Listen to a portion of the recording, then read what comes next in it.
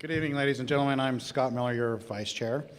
I've been asked today to introduce a man who in his own right is quite successful. But before I do that, as you all know, in this party, I believe our unsung heroes go unrecognized all too often.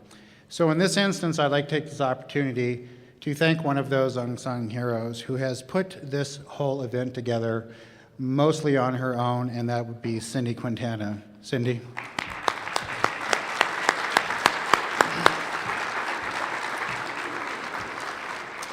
So I was asked to keep this short as I was frantically reading this biography about Rick. It brings to mind just a few things.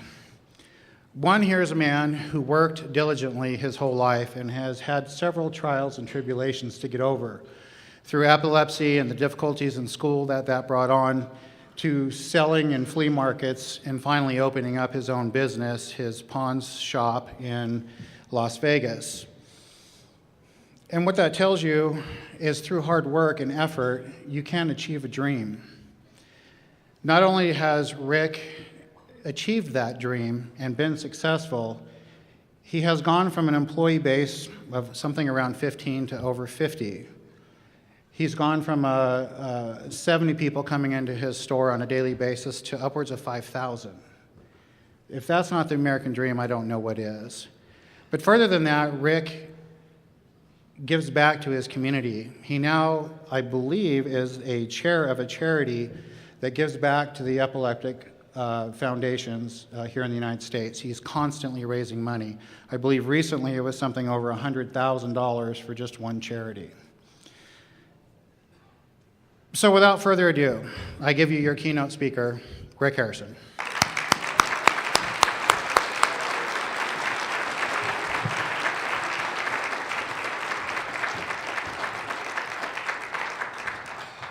Thanks, everybody. I'm not that special. You can ask my wife or 6 kids, okay? Oh, and I'm not running for any office at the moment. So,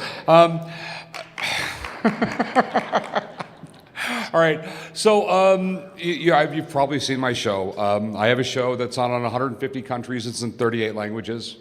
Between the production companies, my pawn shop, my shopping center, my bar, my restaurant, my publishing company, my rental properties, and everything like that, I sort of have like 300 people working for me.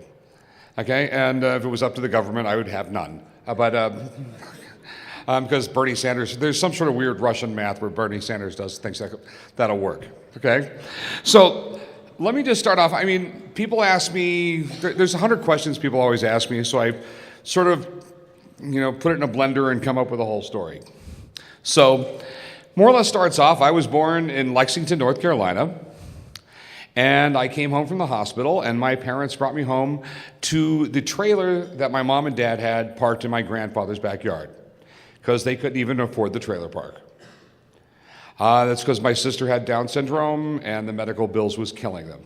That's why my dad had just gotten out of the Navy, and after 6 months of medical bills, he had to go back in the Navy just to pay for the medical bills for my sister. She passed away a few years later after that in '68. And, when I was 2 years old in 1967, my dad moved to San Diego, packed up the whole family, moved us down there. Because he was in the Navy and that's where you went. My father did 4 tours in Nam. And I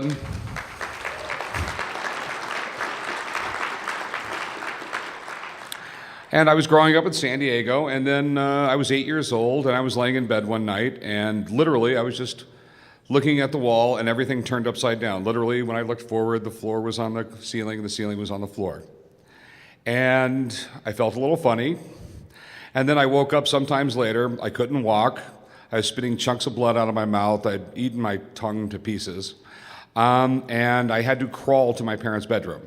And that was the day, my whole life changed. I realized I had epilepsy. And I would have these seizures approximately once a month. They were really violent grand mal seizures, which would tear all the muscles in my back and my legs.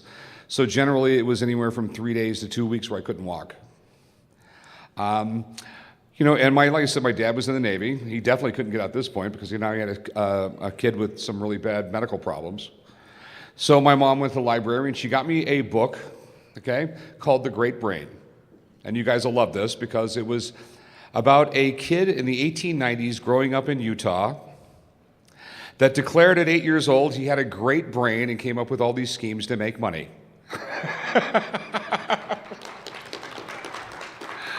That's when I fell in love with reading. It was there was like 8 or 9 books in the series, and I was upset when there wasn't another one.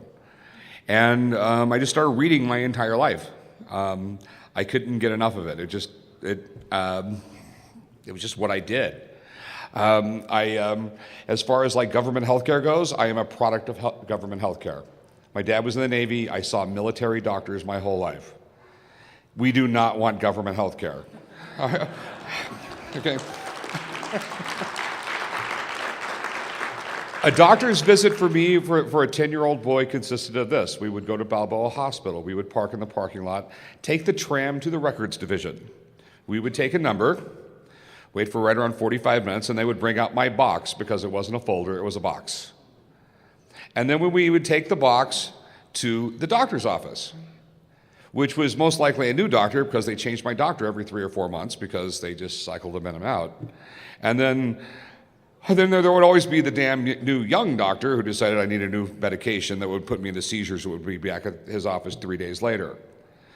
But after we saw the doctor, then we would have to go down and get my blood test done and get my scripts filled. So we'd go down to the blood, to get my blood done. At 10 years old, I would take the rubber band, put it around my arm, point to say, right there.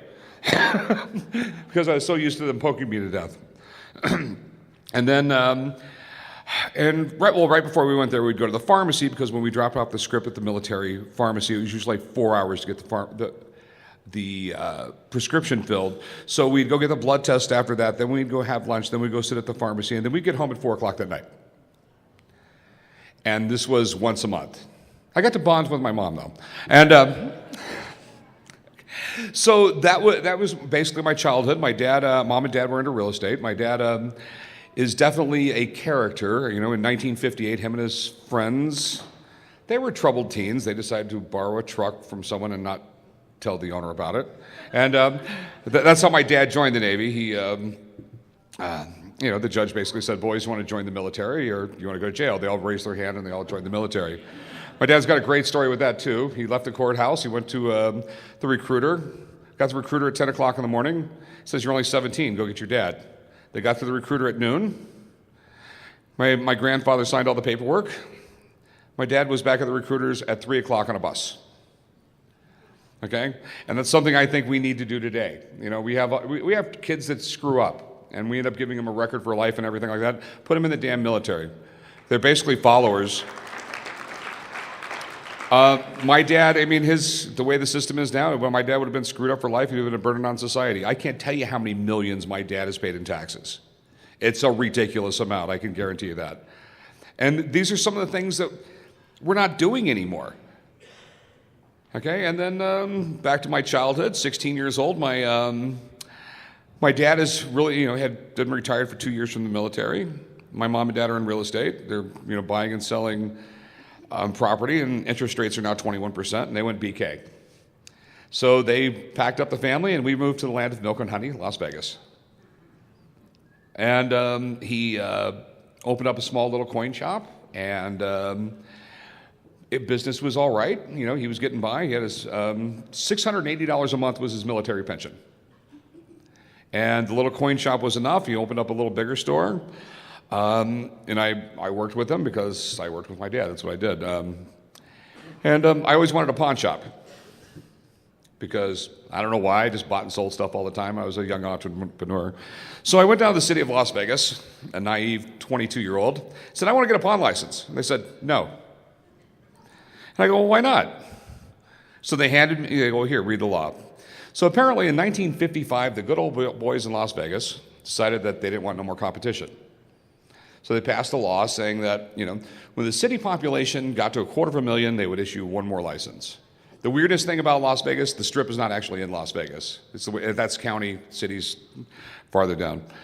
So, okay, I read the law and everything, so I started calling the city statistician once a week because I figured it had to be close. So in April of '88, city stats, yeah, we think it's over $250,000 now. So I went down to city business license, a naive 23-year-old, and they said, well, no. And I go, well, I just talked to the city statistician. Well, they said, no. I got a lawyer, and I got the first pawn license issued in Las Vegas in 33 years. Okay? And even back then, a pawn license in Las Vegas was going for $500,000. It's a lucrative business, Las Vegas. The only problem is I spent all my money on the lawyer.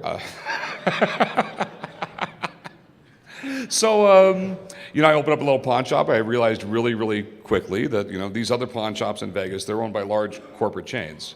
Most people don't realize this. There's companies like Easy Corp that own over 1,000 pawn shops in this country. Another one called Cash America, they own close to the same. I was competing against Walmart. Okay, and I realized really early in my life, you don't compete head-to-head with Walmart, you'll go out of business. So I was Tiffany's. And I quickly realized I always had a really clean store. I was always going to have a Picasso on the wall. I was going to have nice art. I was going to know me and all my employees were going to do 100 times better than any other pawn shop. And then I got a reputation for being really honest because I truly believe that if you're not an honest businessman, it will bite you in the ass. If you're honest with your customers, they will tell their friends who will tell their friends who will tell their friends. If you're dishonest, being honest, you got 3 degrees of separation. Dishonest, you got probably 6 or 7. It will destroy your business. You'll never do well. And that really helped me out. My business grew.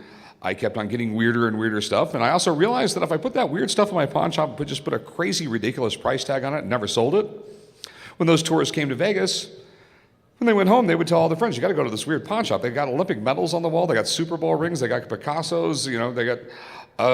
it never ends in this place, which got me busier and busier. And for lack of a better term, I was always a media whore. Well, every time I got national press, it was good for business. I had PBS. We don't really like the government-sponsored PBS, but they did do a documentary on me that helped me out in business. And I was on national news a few times and some national, getting a lot of national press. I figured, I'm going to get one of these reality shows. If I get a season or two, it'd be great for business. So for 4 years, I pitched a show, and 17 different producers told me that no one wants to watch a show about 4 fat guys in a pawn shop.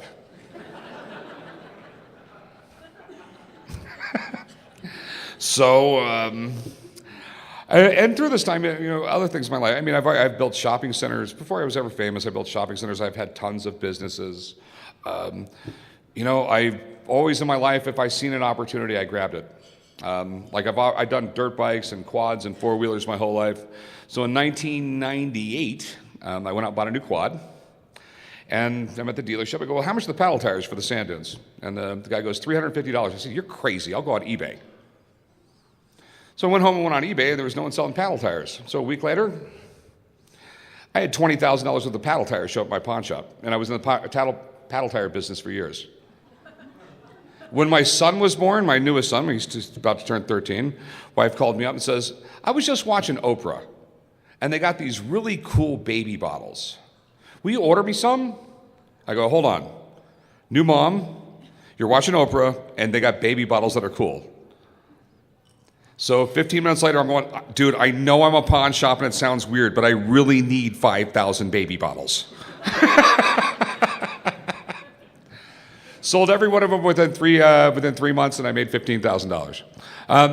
But I've always been an entrepreneur. So after pitching the show, I finally got together with some people in New York, because the people in California was literally, it was like you would go talk to them, they'd say, well, let's take our shoes off and smoke some pot and talk about it. That was like the conversation you had with them practically.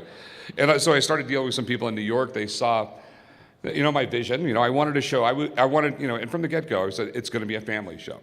I will never put my family in a bad light. You will never see me ripping people off. You'll never see this crazy Jersey Shore drama. And over the years, they have pushed it and pushed it and pushed it. And I keep on telling them, it's gone on for years and years and years. I've done 460 episodes. It's the most successful reality show in the history of cable television. And you still want me to do this? And they're going, yeah, we think it'll be good for ratings. I go, but so as far as the reality show, though, goes, I got together with a company called Left Field Pictures in New York. They saw my vision, and that's where the weird kismet of the world happened. They came out to Vegas to do what's called a sizzle reel. It's a little sales tape. And I literally had to beg my dad to come down to the pawn shop to film on a Saturday because his exact words, "You will never get a bleeping reality show. Why do I have to come in on Saturday?" So, Dad, just please. So we shot the sizzle reel. Left Field Pictures brought it to History Channel, and this is, like I said, the weirdness of the world. There's like 18 layers of BS you got to go through to get a show on television. And so they go to the first peon in the pile there, and they got their DVD with them with a little sizzle reel, and they put the DVD in his DVD player, and the DVD player breaks. And they go, oh, okay. So they literally got to take a screwdriver to get the CD out. And then they start going down the aisleways of A&E networks in New York, and they sticking their head in doors asking for a DVD player. And the vice president of programming says, yeah, use mine. So the guys from Left Field Pictures and the peon, they're watching it, and the VP turns over and says, he goes, oh, I like that. Order a pilot. So we didn't have to go through all the other stuff. They came out to Vegas, they shot a pilot, and they went back, showed it in New York. A week later, they ordered a series. We were supposed to go on in October of that year, but they had some other programming that completely bombed, so they put me on. I had the highest ratings of any premiere History Channel had ever had. That's because I think they went to the cable guy. I don't think that's anything to do with me. I think they were going through their cable guide and thought it said something besides Pawn Stars. So within 3 years, I had the highest rated show on cable. I had on 150 countries, 38 different languages, 6 different languages alone in India. It's the most successful reality show in the history of television. I've made A&E Networks over $4 billion. And it continues. We just wrapped up filming 2 months ago, 460 episodes. And that's sort of my life. I mean, and this is possible in a country like this. I only finished the 9th grade. I was so sick in the 9th grade that the way the school systems were down in Las Vegas, if you had over 17 absences in a semester, you were automatic failed, no excuses. But if you're in the hospital 2 or 3 weeks at a time, you're never going to graduate. I am a kid who grew up with epilepsy. I have a 9th grade education, and I lived the American dream. I was a sick kid. I realized I had to educate myself. I did what it takes. My first wife dropped my kids off for the weekend and never came back. There was no way. I've raised my kids. We were living in a country where, literally the mindset of young people nowadays is give me everything I want. Everything's for free. I don't have no responsibility. And they have a mindset that the government should pay for everything. And I've been to socialist paradises like Argentina. Okay, Argentina in the 1920s had a higher per capita gross domestic product than the United States. It was a fabulous country. Buenos Aires, the Hindenburg, everyone thinks that it crashed on its maiden flight in the United States. No, it wasn't profitable to go to New York. It was profitable to go to Buenos Aires. It had gone to Buenos Aires, I think it was 9 or 10 times already. And they decided that, they had a military coup, they had a dictator, and then they had a socialist paradise, and look at them now. Socialists, we have to get the word out. You have to tell every kid you know that it's hard work. Capitalism is what makes this country great and what's made this country great. In 1850, the watch capital of the world was England. Over 80% of the watches were made there. These were pocket watches, not the wrist watches. But right around this time in history, machine tools were getting better and less expensive. So a few guys right around Boston, a few different companies started out. They started making watches. By the 1890s, the de facto best watches in the world were made in the United States. As a matter of fact, the watches were so good that the Swiss watch companies and the English watch companies and the French watch companies were trying to peddle watches with American-sounding names in the United States. And Congress had to pass a law saying that if it's a foreign-made watch, it has to say so on the face of the watch. And that's why it says Swiss on the front of your watch. And the reason why we became so great at that was because in England there was 17 different unions required to make a watch. You could make a dial for a watch, but you couldn't paint it. Capitalism works. It does. I mean, this...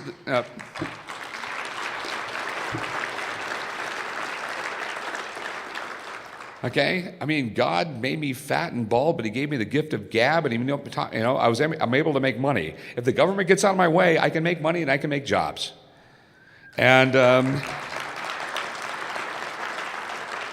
that's why this election, we're at a precipice. We really are. If Bernie Sanders becomes president, we either have a socialist paradise or we have a socialist paradise, which means everyone is equally miserable. I mean, that's what it is. I mean, it doesn't work. I mean, I wish it would. There's the old adage that if you're 20 years old and you're a Republican, you have no heart. But if you're 40 years old and you're a Democrat, you have no brain.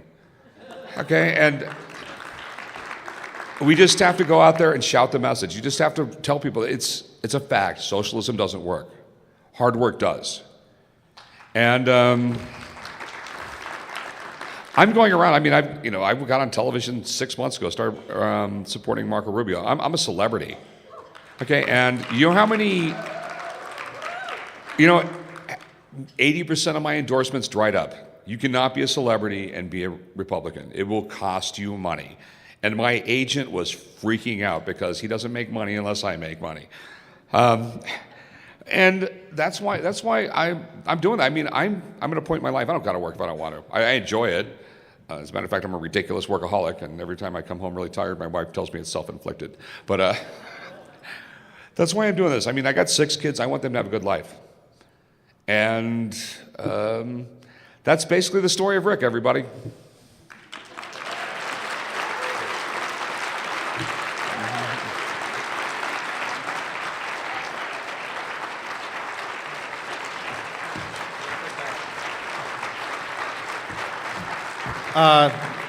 We at the Salt Lake County Republican Party would like to thank Rick with just a little extra something that we got from us to you. Thank you for coming. We really appreciate it. Appreciate it, man.